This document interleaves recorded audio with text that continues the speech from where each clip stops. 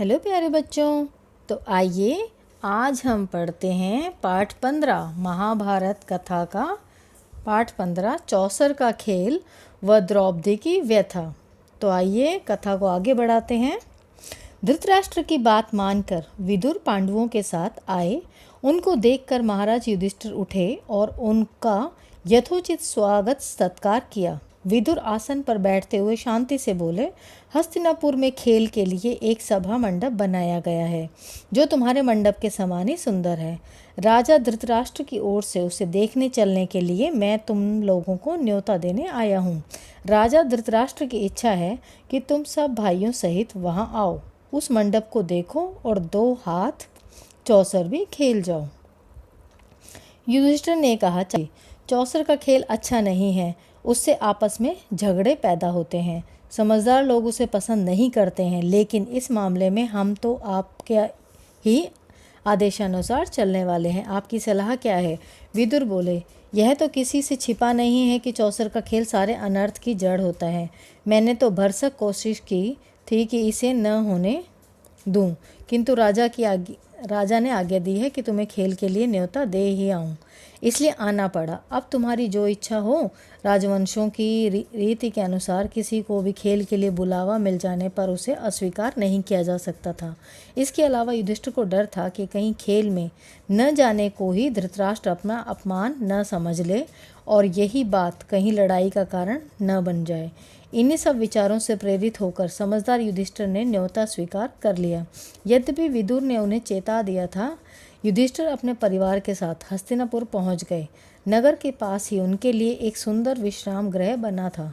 वहां ठहरकर उन्होंने आराम किया। अगले दिन सुबह नहा धोकर सभा मंडप में जा पहुँचे। कुशल समाचार पूछने के बाद शकुनी ने कहा, युधिष्ठिर खेल के लिए चौपड़ बिछा हुआ है, चलिए 2 हाथ खेल लें। युधिष्ठिर बोले, राजन, यह खेल ठीक नहीं है। बाजी जीत लेना साहस का काम नहीं है। जुआ खेलना धोखा देने के समान है। आप तो यह सब बातें जानते ही हैं। वह बोला, आप भी क्या कहते हैं महाराज, यह भी कोई धोखे की बात है? हाँ, यह कहिए कि आपको हार जाने का डर लग रहा है। युधिष्ठिर कुछ गर्म होकर बोले, राजन, ऐसी बात नहीं है। अगर मुझे खेलने को कहा गया तो मैं ना नहीं कहूँगा। आप कहते हैं तो मैं तैयार हूँ। मेरे साथ खेलेगा कौन? दुर्योधन तुरंत बोल उठा, मेरी जगह लेंगे तो मामा शकुनी, किंतु दांव लगाने के लिए जो धन रत्न आदि चाहिए वह मैं दूंगा। युधिष्ठिर बोले, मेरी राय यह है कि किसी एक की जगह दूसरे को नहीं खेलना चाहिए। यह खेल के साधारण नियमों के विरुद्ध है। अच्छा, तो अब दूसरा बहाना बना लिया, शकुनी ने हंसते हुए कहा। युधिष्ठिर ने कहा, ठीक है, कोई बात नहीं, मैं खेलूंगा। और खेल शुरू हुआ। सारा मंडप दर्शकों से खचाखच भरा हुआ था। द्रोण, भीष्म, कृप, विदुर, धृतराष्ट्र जैसे वयोवृद्ध भी उपस्थित थे। वे उसे रोक नहीं सके थे। उनके चेहरों पर उदासी छाई हुई थी। अन्य कौरव राजकुमार बड़े चाव से खेल को देख रहे थे। पहले रत्नों की बाजी लगी, फिर सोने चांदी के खजानों की, उसके बाद रथों और घोड़ों की। तीनों दांव युधिष्ठिर हार गए। शकुनी का पासा मानो उसके इशारों पर चलता था। खेल में युधिष्ठिर बारी बारी अपनी गायें, भेड़, बकरियां, दास दासी, रथ, घोड़े, सेना, देश देश की प्रजा सब खो बैठे। भाइयों के शरीरों पर जो आभूषण और वस्त्र थे उनको भी बाजी पर लगा दिया और हार गए। और कुछ बाकी है? शकुनी ने पूछा। यह सांवले रंग का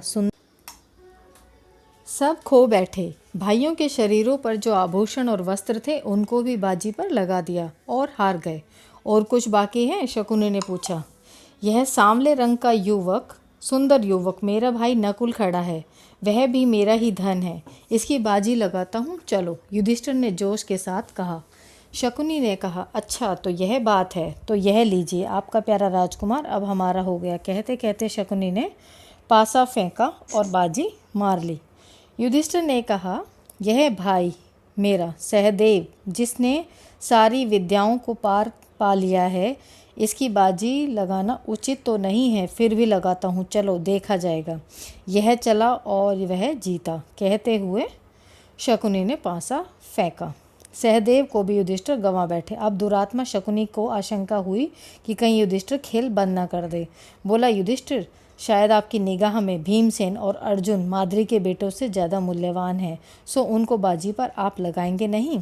युधिष्ठिर ने कहा, मूर्ख शकुनी, तुम्हारी चाल यह मालूम होती है कि हम भाइयों में आपस में फूट पड़ जाए। सो तुम क्या जानो कि हम पांचों भाइयों के संबंध क्या हैं। पराक्रम में जिसका कोई सानी नहीं है, उस अपने भाई अर्जुन को मैं दांव पर लगाता हूँ। चलो। शकुनी यही तो चाहता था, तो यह चला, कहते हुए पासा फेंका और अर्जुन भी हाथ से निकल गया। असीम दुर्दैव मानो युधिष्ठिर को बेबस कर रहा था और उन्हें पतन की ओर बलपूर्वक लिए जा रहा था। वह बोले, राजन, शारीरिक बल में संसार भर में जिसका कोई जोड़ीदार नहीं है, अपने उस भाई को मैं दांव पर लगाता हूँ। यह कहते कहते युधिष्ठिर भीमसेन से भी हाथ धो बैठे। दुष्टात्मा शकुनी ने तब भी नहीं छोड़ा। पूछा, और कुछ? युधिष्ठिर ने कहा, हाँ, यदि इस बार तुम जीत गए तो मैं खुद तुम्हारे अधीन हो जाऊंगा। लो, यह जीता। कहते हुए शकुनी ने पासा फेंका और यह बाजी भी ले गया। इस पर शकुनी सभा के बीच उठ खड़ा हुआ और पांचों पांडवों को एक एक करके पुकारा और घोषणा की कि अब वे उसके गुलाम हो चुके हैं। शकुनी को दाद देने वालों कि हर्षनाद से और पांडवों की इस दुर्दशा पर तरस खाने वालों के हाहाकार से सारा सभा मंडप गूंज उठा। सभा में इस तरह खलबली मचने के बाद शकुनी ने युधिष्ठिर से कहा, एक और चीज़ है जो तुमने अभी हारी नहीं है, उसकी बाजी लगाओ तो तुम अपने आप को भी छुड़ा सकते हो। अपनी पत्नी द्रौपदी को तुम दाव पर क्यों नहीं लगाते? और जुए के नशे में चूर युधिष्ठिर के मुंह से निकल पड़ा, चलो, अपनी पत्नी द्रौपदी की भी मैंने बाजी लगाई।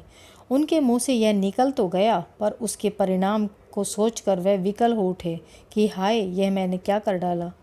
युधिष्ठिर की इस बात पर सारी सभा में एकदम हाहाकार मच गया। जहाँ वृद्ध लोग बैठे थे, उधर से धिक्कार की आवाज़ें आने लगी।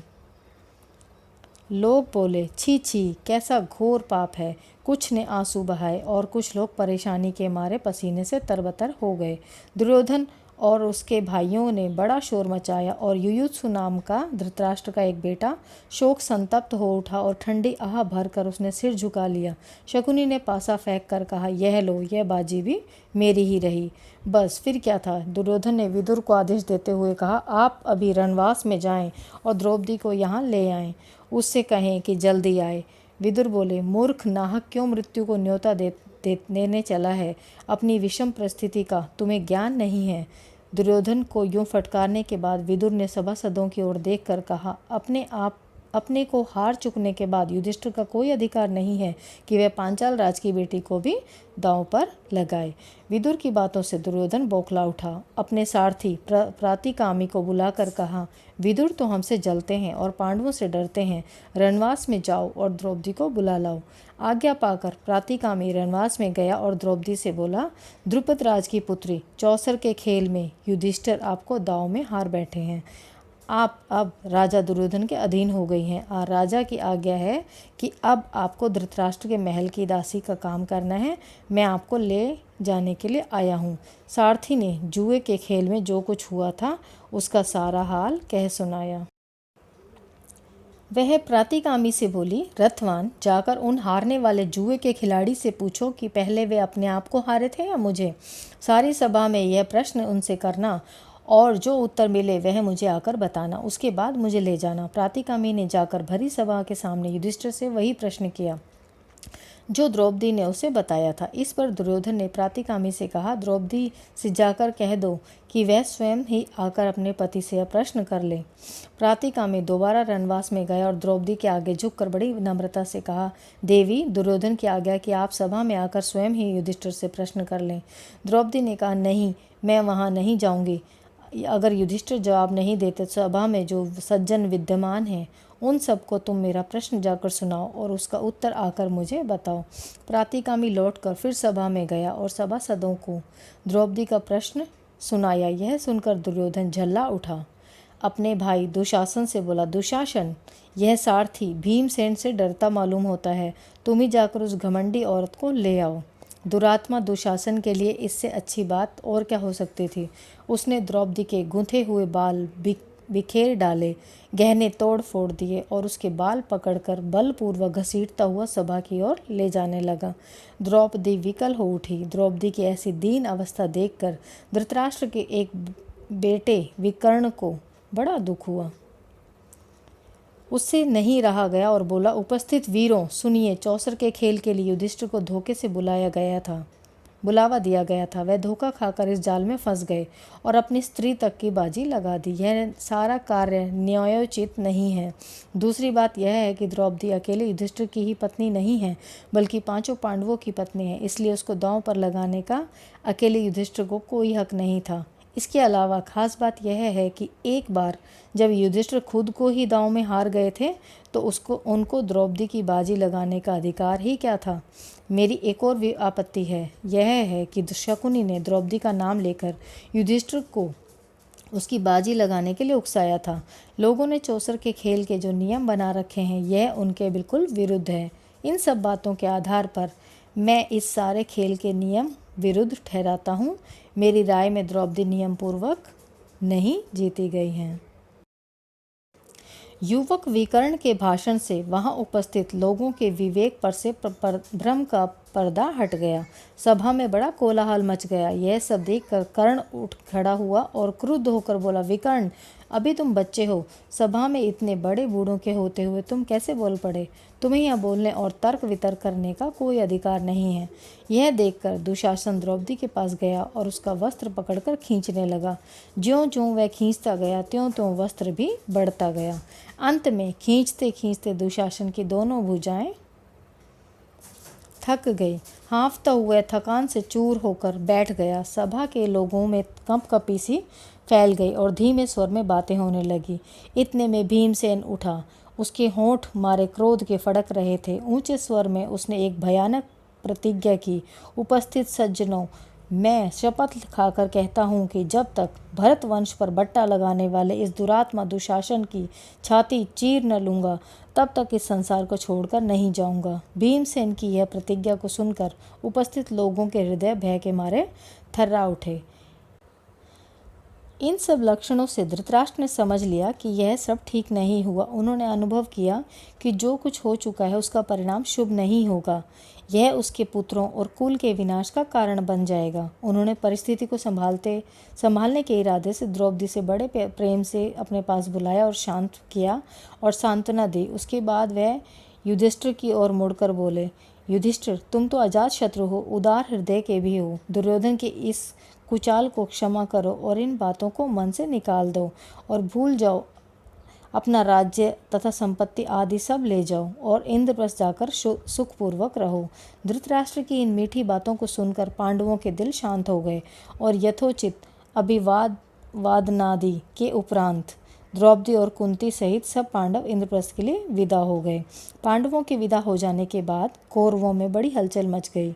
पांडवों के इस प्रकार अपने पंजे से साफ निकल जाने के कारण कौरव बड़ा क्रोध प्रदर्शन करने लगे और दुशासन तथा शकुनी के उकसाने पर दुर्योधन पुनः अपने पिता धृतराष्ट्र के सिर पर सवार हो गया और पांडवों को खेल के लिए एक बार और बुलाने को उनको राजी कर लिया। युधिष्ठिर को खेल के लिए बुलाने को फिर दूत भेजा गया। पिछली घटना के कारण दुखी होते हुए भी युधिष्ठिर को यह निमंत्रण स्वीकार करना पड़ा। युधिष्ठिर हस्तिनापुर लौटे और शकुनी के साथ फिर चौपड़ खेला। इस बार खेल में यह शर्त थी कि हारा हुआ दल अपने भाइयों के साथ 12 वर्ष तक वनवास करेगा तथा उसके उपरांत 1 वर्ष अज्ञातवास में रहेगा। यदि इस 1 वर्ष में उसका पता चल जाएगा तो उन सबको 12 वर्ष का वनवास फिर से भोगना होगा। इस बार भी युधिष्ठिर हार गए और पांडव अपने किए वादे के अनुसार वन में चले गए। तो बच्चों, ये कथा थी चौसर का खेल और द्रौपदी की व्यथा। इस प्रकार उनको पांडवों को वनवास जाना पड़ा। धन्यवाद।